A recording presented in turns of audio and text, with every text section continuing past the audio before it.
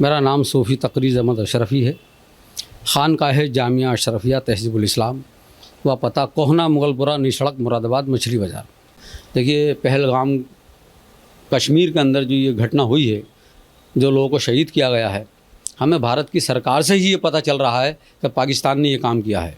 और जब पाकिस्तान ने ये काम किया है, पाकिस्तान के लोगों ने सरहदों के अंदर घुस करके आन के ये सब काम किया है और शहीद किया है 20, 22 या 25 या 28 लोगों को, जैसे सुनने में आ रहा है। तो मैं अपनी भारत की सरकार से कहना चाहता हूं कि भारत की सरकार को एकदम एक्शन लेना चाहिए, सख्त से सख्त कार्रवाई करनी चाहिए उनके खिलाफ़।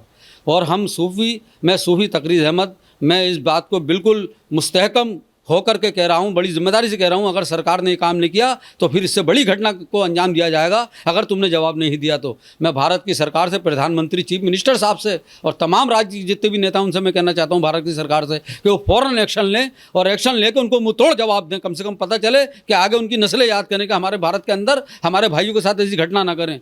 ये शहीद जो किए गए हैं, इस तरीके खूनजनी का काम ना किया जाए। ऐसी जन्नत की जगह पे जो घूमने गए और तुमने हमारे भाइयों को, हमारे देश के, हमारे भारत की सरजमीन के रहने वालों को तुमने लहूलुहान कर दिया, उनको शहीद कर दिया, गोली से भून दिया। मैं भारत की सरकार से कहना चाहता हूँ कि जल्द से जल्द एक्शन लें। पहलगाम हमले में पाकिस्तान के एक्शन को लेकर आपका क्या कुछ राय है?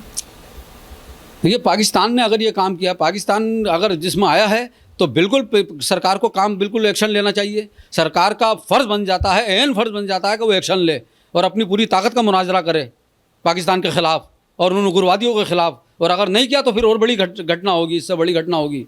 हिंदुस्तान के सूफी ऐसी नापाक हरकतों के बारे में, पाकिस्तान के बारे में क्या कुछ सोचते हैं? पाकिस्तान को हम बिल्कुल नकारा मानते हैं। पाकिस्तान को हम बिल्कुल नकार रहे हैं। मैं पाकिस्तान को कुछ नहीं मानता हूँ इस मानकर जो ये हरकतें बार बार 20 सालों से हरकतें हो रही हैं और नाम पाकिस्तान का आता है, तो फिर इस तरीके से हम तो पाकिस्तान को बिल्कुल नहीं मानते।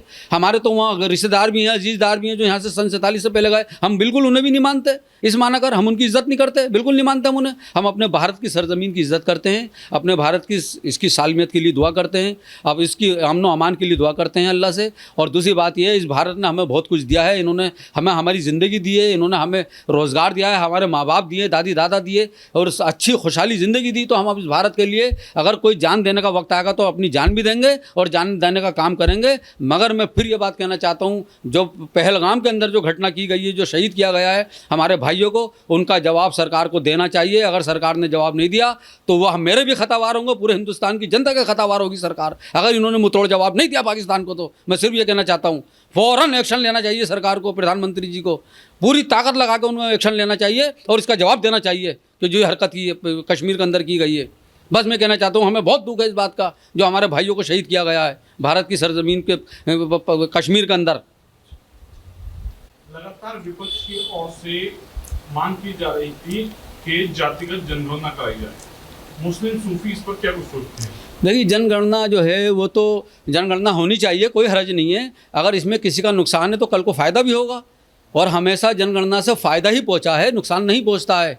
तो कल को अगर आज नुकसान है तो कल फ़ायदा पहुंचेगा और कल फ़ायदा हुआ है तो आज नुकसान हुआ है। तो जनगणना तो सबके लिए फ़ायदेमंद है। एक बात निकल के आएगी, एक तहरीक निकल के आएगी, एक अवामी मतलब ये कि एक गिनती नज़र में आएगी और क्या मामलात हैं क्या नहीं है, इससे पता चलेगा हमारे भारत के अंदर क्या है और क्या नहीं है। तो जनगणना तो होनी चाहिए कि इसमें कोई हर्ज नहीं है। जनगणना के लिए किसी की मतलब ये कोई रुकावट नहीं होनी चाहिए, हम कहते हैं, क्योंकि इससे कोई नुकसान नहीं है, इसमें फ़ायदा है। और अगर नुकसान है तो उसको फ़ायदे को पूरा करें, जनगणना करके पूरा करें। उसे कैसे पूरा करेंगे? बिल्कुल पूरा होगी बात इंशाअल्लाह ताला।